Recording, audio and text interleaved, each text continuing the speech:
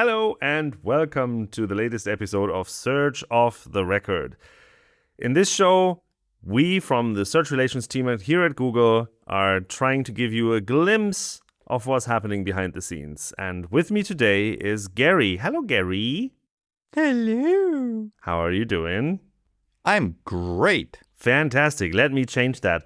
Okay. I want to talk about crawling. No. Actually, no, I want to talk about crawlers because I am wondering if we ever discussed how exactly our crawling infrastructure looks like. Because people keep talking about googlebot as if it's like a sort of almost a living thing or at least like a specific program. But I mean, there's no like googlebot.exe that you double click on and then it launches or something, right? There's none? It works a bit differently. No. What? You taught me that. Yeah. Well, you're correct. Do we want to elaborate a little bit on that? So how No. can I imagine Googlebot? How does our crawling infrastructure roughly look like? I mean, calling it googlebot, that's a misnomer. And it's something that back in the days, perhaps early 2000s, it worked well because back then we probably had one crawler because we had one product. But then soon after, another product came out. I think that was AdWords. And then we started having more crawlers. And then more products came out, and then more crawlers, and then more crawlers. But the Googlebot name, that somehow stuck. And generally, when we were talking about our crawling infrastructure in general, then we tended to call it Googlebot, but that was wildly inaccurate because Googlebot was just one thing that was communicating with our crawler infrastructure. I don't know if that makes sense. How can I imagine that? What do you mean by communicating with our crawler infrastructure? Googlebot is our crawler infrastructure, no? Well, that's what I've been saying for the past 3 minutes. Yeah, but I can't picture it still. So Googlebot is not our crawler infrastructure. Our crawler infrastructure doesn't have an external name. It has an internal name. Doesn't matter what it is. Let's call it Jack. And it is, I don't know how to put it. It's software as a service, if you like. Oh, okay. Like what's that? SaaS. Mm-hmm. Right? Yep. And then, so Jack has API endpoints, that's so to say. And then you can call those API endpoints to do a fetch from the internet. Mm-hmm. Right. And then when you do those API calls, then you also need to specify some parameters.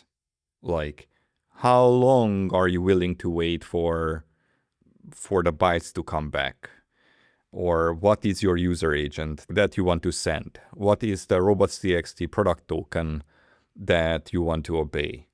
And all these parameters. And we do set a default parameter for most of these things, not all of them, but most of these things. So you can generally omit them, which makes these calls simpler, I guess, because you don't have to specify all the stuff.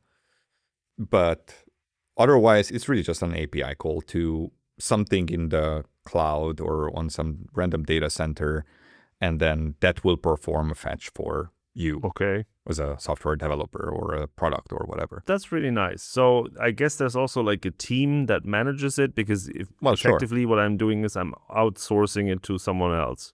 Yeah. To make all these decisions for me. Okay. So this product, because we can call it a product at this point, even if it's internal, this has been around for a very, very, very, very long time. So technically, it's been around since Google existed. Mm-hmm. There were some changes to it because the original version that was more or less just a wget that was running on some random engineer's workstation. So if we think back 1998 or 99, and then as more products came out, the more staffing it needed, for example, more resources it needed. And of course, we needed to re-architecture the whole thing to enable teams to call this service, right? But in essence, it's always been doing the same thing. It's basically you tell it, fetch something from the internet without breaking the internet, and then it will do that if the restrictions on the site allow it. That's it. Like if I wanted to put it in one sentence, that would be it. Okay, so basically I hand over a bunch of configuration and say like a part of that configuration is like the bunch of URLs that I want crawled, and then I hand that over to their service, and then they come back with something to me, right? Yeah, pretty much. And that something probably is like the HTTP response and the headers and the body and maybe some additional metadata. Cool. So basically, Googlebot is just a piece of this configuration that I hand over. A name, basically. Say it again. Sorry. So Googlebot is not really a program, but a Right. piece of this configuration that I hand over. Basically just a name of the configuration, so to speak. Well, it is one of the callers of the SAS. Okay. Like it's not even part of the configuration. It's just the name that one particular team is using for their fetches that are sent to this central SAS. Okay. So basically like one of the clients. One of the clients. Yeah, exactly. Exactly that. Well, that suggests that there's other clients. Yeah, sure. I mean, we try to document a big chunk of them, but Google is a big company, so there's lots of teams that want to fetch from the internet. So there's lots of crawlers, lots of named crawlers, which means that we would need to document dozens, if not hundreds of different crawlers or special crawlers or fetchers. And on a simple HTML page, that's kind of infeasible. So we kind of try to draw a line and say that if the crawler is really tiny, meaning that it doesn't fetch too much from the internet, then we try not to document it, because the real estate on the crawler site on developers.google.com/crawlers is actually quite valuable. Mm-hmm. We might try to deal with that differently, but for the moment, basically just the major crawlers and special crawlers and fetchers are documented, because quite literally because of lack of space. You say fetchers and crawlers. What's the difference? So the simplest way to explain it is that crawlers are doing work in batch, and then fetchers do work on individual URL basis, meaning that you give a URL to a fetcher and then it will fetch just one URL. You cannot give it a list of URLs to fetch. Okay. And then for crawlers, it's a constant stream usually of URLs, and it's running continuously for your team and fetching for your team from the internet. And internally, we also have this policy that fetchers need to be in some way user controlled. Mm-hmm. So basically, there's someone on the other end who's waiting for the response of the fetcher. Okay. Yeah. While with crawlers is like, just do it when you have the time. Ah, right. So if there is an automatic system that consumes the response and then does something whenever it's available, then we can obviously treat that differently than if someone clicks a button and waits for a result. Right. Right. Okay. Got it. And that's the difference between fetcher versus crawler. I think so. Yeah. Okay. Cool. I mean, I'm pretty sure that there's more differences. Like, for example, the IP ranges that they are fetching from are different. Huh. But otherwise, it's pretty much the same infrastructure, more or less. It's just performing different, or performing the same task differently. Right.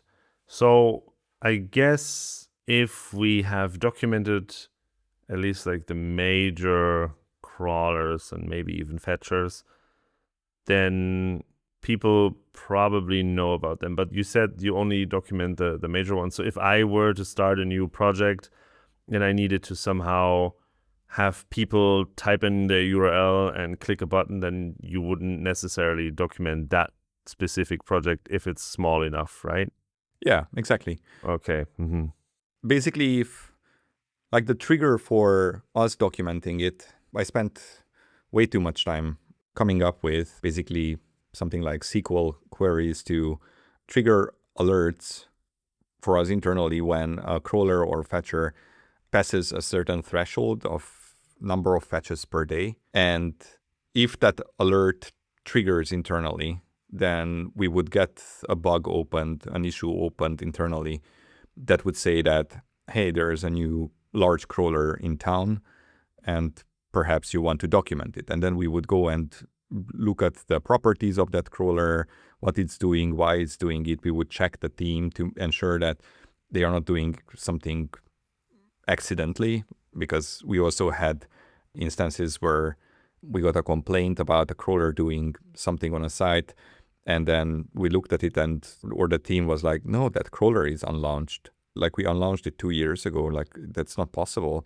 And then we were looking at our logs and yeah, it was fetching. And then we tracked it down that there was some random job that they forgot to turn down when the project was sunset, that they forgot to turn off that job, and it kept fetching from the internet for no good reason. But nowadays that's really rare because we have all these monitoring and all these checks in place to ensure that the fetches that we are doing or crawls that we are doing are actually, or they actually have some utility internally, not just like randomly fetching.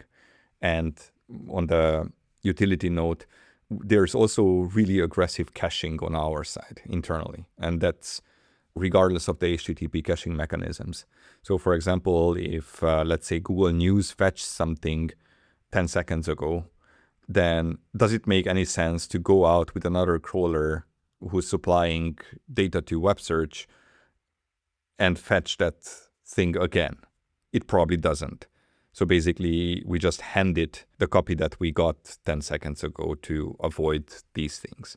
But then there's also tricky things where, like, different projects might have different policies about reuse of content fetch for something else.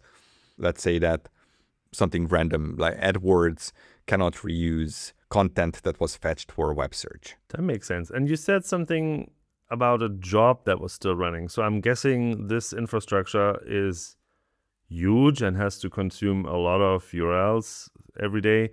So I'm guessing we're not running this from like your computer on your desk. Right. So this is going a lot into our infrastructure, but imagine the same way that Google Cloud has those runner instances or whatever they are called, we would have something similar internally. So basically, I can bring up a job on some remote server in some random data center in Atlanta and run my job there. And the job would be a C++ program that I compiled into a bin file and run it from there, or run it as a bin file. Oh, okay. But within that program that I compiled, I would make the API calls. So basically, I can instruct that program to egress to an API endpoint to that SAS crawler infrastructure thingy and instruct a crawl or set up a crawl or whatever. So yeah. Do I have to do that manually, or is it smart enough to try to schedule an egress point that makes sense? For instance, if something is geo-blocked. Ooh, pet peeve.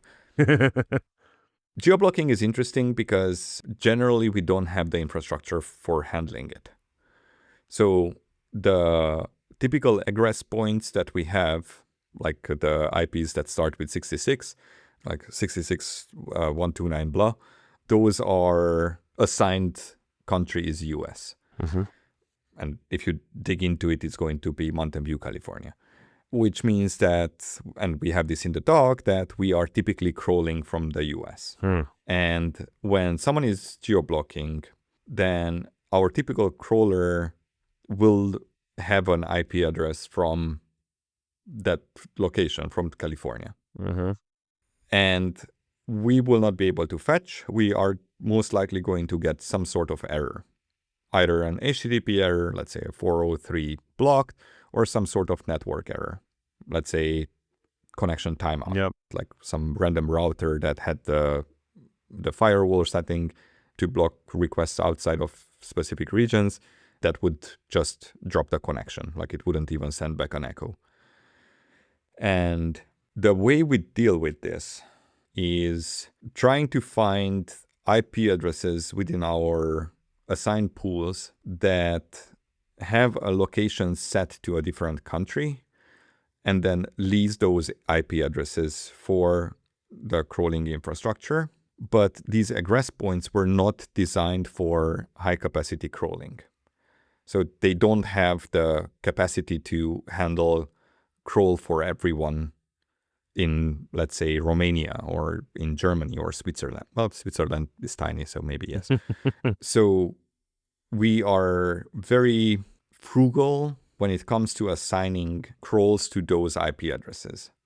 But technically, we kind of can. And sometimes we do, especially if we know that the utility of that content is very high. So it's a really bad example, but let's say if enough people search for blue-eyed Martin. Oh, God. What? My eye color comes up again. Okay. All right. That literally never comes up. Anyway, if someone is searching for blue-eyed Martin and we know that there is a site in Germany that has that content, then we would make an effort to egress from Germany to be able to fetch that content if the content otherwise would be blocked or geofenced. But, and again, this was a bad example. Don't quote me. Let's say that John Moo said this, my manager. But in theory, that's how it works. Okay. All right. It's a very, very, very bad idea to rely on this. Okay, so no geo-blocking for Googlebot if you reliably want to be crawlable. I see. But another thing that comes to mind is, there might be people geo-blocking things, but in general, it's a lot of traffic that a crawler can generate. Are we having some sort of like behavior rules or best practices for our side of things? Because I guess if I build a project and I say like, hey, Google crawling infrastructure, here's my configuration, please crawl these bazillion URLs every hour, will they just do that? Or is there like some sort of guidance and how our crawlers should behave? So, how our crawlers should behave? Because you can overwhelm the internet basically, right?